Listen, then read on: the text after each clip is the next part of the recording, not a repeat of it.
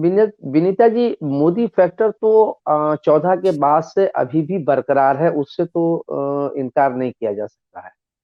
क्योंकि जितने भी चुनाव अगर देखें तो वो मोदी जी को केंद्र में रख के ही लड़े गए हैं और जीते भी गए हैं। तो ये फैक्टर तो अपनी जगह पर है ही, निश्चित रूप से। लेकिन जहां तक और गुजरात में तो उससे बिल्कुल भी इनकार नहीं किया जा सकता है, क्योंकि वो उनकी वहाँ न केवल वहाँ की राजनीति रही है, कर्मभूमि रही है, वहाँ के वो हैं। हाँ, हिमाचल की बात जरूर कह सकते हैं कि अभी जैसा नागेंद्र जी ने कहा कि वहाँ बदलते रहते हैं, उसके कभी एक सरकार रिपीट नहीं हुई है। ये उत्तर प्रदेश में रहा, उत्तर प्रदेश में भी ये इस बार बदलाव हुआ, योगी जी दोबारा आए। लेकिन जो स्थिति है कि जो पर्वतीय क्षेत्र हैं, चाहे वो उत्तराखंड हो और चाहे वो हिमाचल हो, उत्तराखंड में भी ये मिथ टूटा, जैसा कि मीता जी आपने कहा कि ये मिथ उत्तर प्रदेश में, हिमाचल वहाँ उत्तराखंड में भी टूट गया। देखिए, दो चीजें हैं वहाँ। कांग्रेस की स्थिति ये है कि वहाँ के जो मुद्दे हैं, इस बार मुझे लगता है कि जैसा नागेंद्र जी ने कहा, नागेंद्र जी ने बड़ा अच्छा विश्लेषण किया, चूंकि वहाँ के हैं और उन चीजों को नजदीक से देख भी रहे हैं और उनका अपना वहाँ का अनुभव भी है।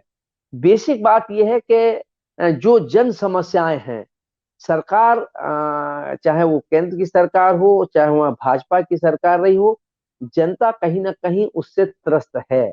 चाहे वो महंगाई का मुद्दा हो, चाहे वो बेरोजगारी का मुद्दा हो, और अग्निवीर का मुद्दा भी वहां के लिए, पेंशन का मुद्दा, क्योंकि वहां कर्मचारियों की संख्या ज्यादा। ये ऐसे मुद्दे हैं कि जिससे जनता का सीधा सीधा कहीं ना कहीं उसका जुड़ाव है।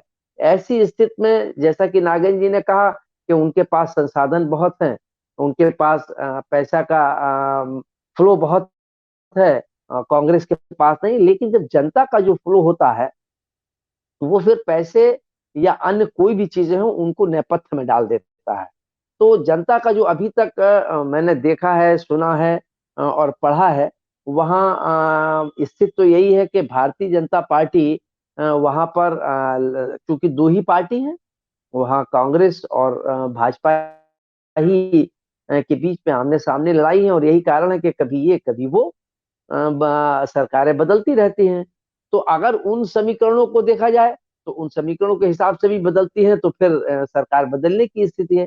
लेकिन दिक्कत यह है कि क्योंकि राष्ट्रीय अध्यक्ष भाजपा के हिमाचल से ही हैं, उनकी प्रतिष्ठा पूरी तरीके से दांव पर लगी है। भारतीय जनता पार्टी की तो है ही, क्योंकि वो राष्ट्रीय अध्यक्ष है। तो ऐसी स्थिति में मुझे लगता है विनीता जी कि वहाँ कांग्रेस, मुझे लगता है कि इस बार शायद कांग्रेस वापस आ जाएगी, और जो स्थितियां हैं, बीच में आवाज रुक रही, आ रही है आवाज, आ रही है विनीता जी? तो ये जो स्थितियां दूसरे वहां पर है, जो फल की बात हुई, वहां पर उद्योग, वहां उद्योगों की कोई चीज नहीं, वहां तो खेती बाड़ी है या फलों का है। और इस बीच में ये भी एक शिकायत रही कि फलों के मामले में जो अडानी जी की भूमिका रही, उसकी भी कहीं ना कहीं पढ़ने को मिला और आलोचना हुई। तो वो जो बागवानी है, जो बाग के लोग हैं, तो कहीं ना कहीं वो भी आहत है। बेरोजगारी से युवा आहत है, महंगाई से आम सारे लोग आहत हैं।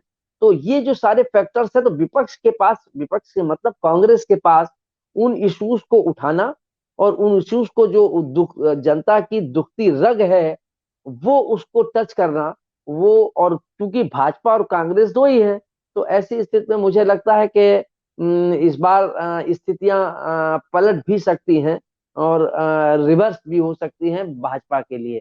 लेकिन भाजपा के लिए ये भी उतनी ही बात है कि भाजपा की हार तो जो होगी, अगर होती है कहीं, ये तो चुनाव परिणाम तय करेंगे, लेकिन अगर होती जी। है तो उसमें नड्डा जी की प्रतिष्ठा बड़ी भारी दांव पर लगी हुई है, क्योंकि वो वहीं से आते हैं। और आप हमसे जुड़े रहने के लिए सब्सक्राइब करें YouTube पर, फॉलो करें ट्विटर पर और लाइक करें Facebook पर। और ज्यादा जानकारी के लिए आपको टाइप करना होगा सिर्फ न्यूज नशा।